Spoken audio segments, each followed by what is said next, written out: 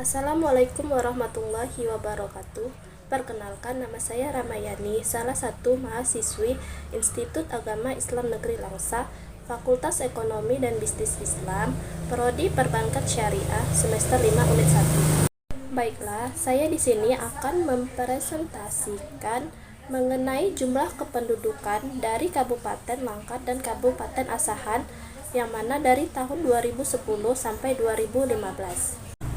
Baiklah, dari grafik di atas dapat kita lihat bersama-sama bahwasannya jumlah penduduk dari Kabupaten Langkat dan Kabupaten Asahan yang tertinggi yaitu Kabupaten Asahan, yang mana dari tahun 2010 Kabupaten Asahan memiliki jumlah penduduk sebanyak 668.272 jiwa, sedangkan Kabupaten Langkat memiliki 238.184 jiwa. Kemudian pada tahun 2011 Kabupaten Asahan memiliki jumlah penduduk sebesar 674.521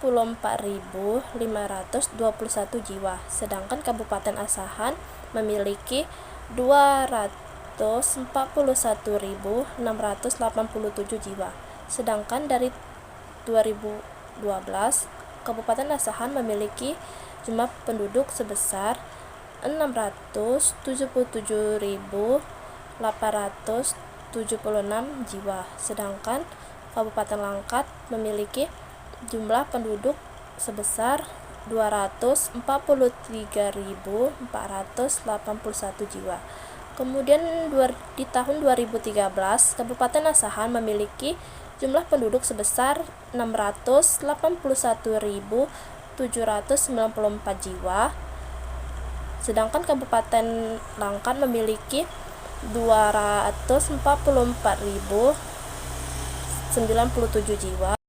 Selanjutnya di tahun 2014 Kabupaten Asahan memiliki jumlah penduduk sebesar 699.720 jiwa, sedangkan Kabupaten Langkat memiliki jumlah penduduk sebesar 247.586 jiwa. Dan yang terakhir yaitu pada tahun 2015 Kabupaten Asahan memiliki jumlah penduduk sebesar 762.083 jiwa, sedangkan Kabupaten Langkat memiliki jumlah penduduk sebesar 249.048 jiwa. Maka dapat kita lihat bersama-sama bahwasannya di sini penduduk Asahan lebih tinggi dibandingkan penduduk Kabupaten Langkat. Adapun penyebab dari rendah atau tingginya kependudukan yaitu dikarenakan banyaknya angka buta huruf, putusnya sekolah, berpendidikan rendah, dan kesehatan, yang mana dapat dilihat berdasarkan jumlah ataupun angka kematian. Kemudian, adapun dampak dari kedua kabupaten tersebut, yang mana dikarenakan kependudukan merupakan konsekuensi dari terus meningkatnya jumlah penduduk dari tahun ke tahun.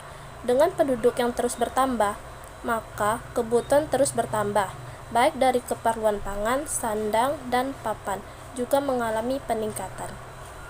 Selanjutnya, yang kedua, saya di sini menganalisis laju implisit PDRB menurut pengeluaran di Kabupaten Langkat dan Kabupaten Asahan, yang mana dari tahun 2014 sampai 2019.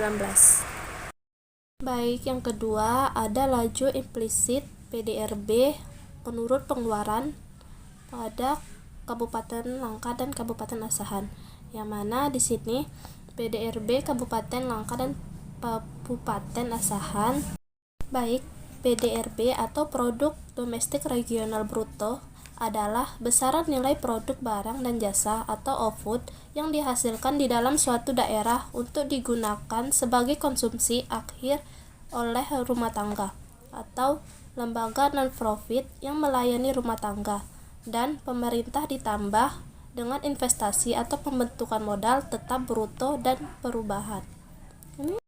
Adapun laju implisit menurut pengeluaran rumah tangga mencakup yang pertama itu nilai barang dan jasa yang berasal dari pembelian, kemudian perkiraan nilai barang dan jasa yang berasal dari transaksi barter, kemudian perkiraan nilai barang dan jasa yang berasal dari pemberi kerja sebagai bagian dari kompensasi tenaga kerja, kemudian ada perkiraan nilai barang dan jasa yang diproduksi untuk konsumsi sendiri. Kemudian ada pengeluaran konsumsi lembaga non-profit yang melayani rumah tangga atau PKLNPRT, yang mana merupakan lembaga yang menyediakan barang dan jasa secara gratis atau pada tingkat harga yang tidak berarti secara ekonomi bagi anggota atau rumah tangga.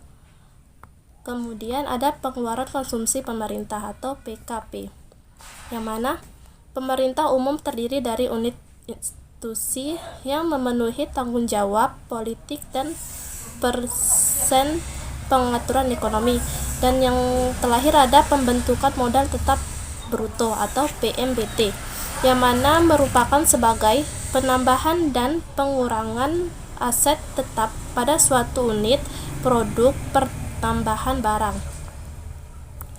Jadi dapat disimpulkan bahwa laju implisit PDRB menurut pengeluaran dari Kabupaten Langkat dan Kabupaten Asahan, yaitu yang mana kenaikan jumlah produk dan harga barang atau jasa merupakan faktor satuan yang mendorong kenaikan nilai PDRB kabupaten tersebut, yang mana diberlakukannya otonomi daerah di suatu daerah dalam suatu tahun.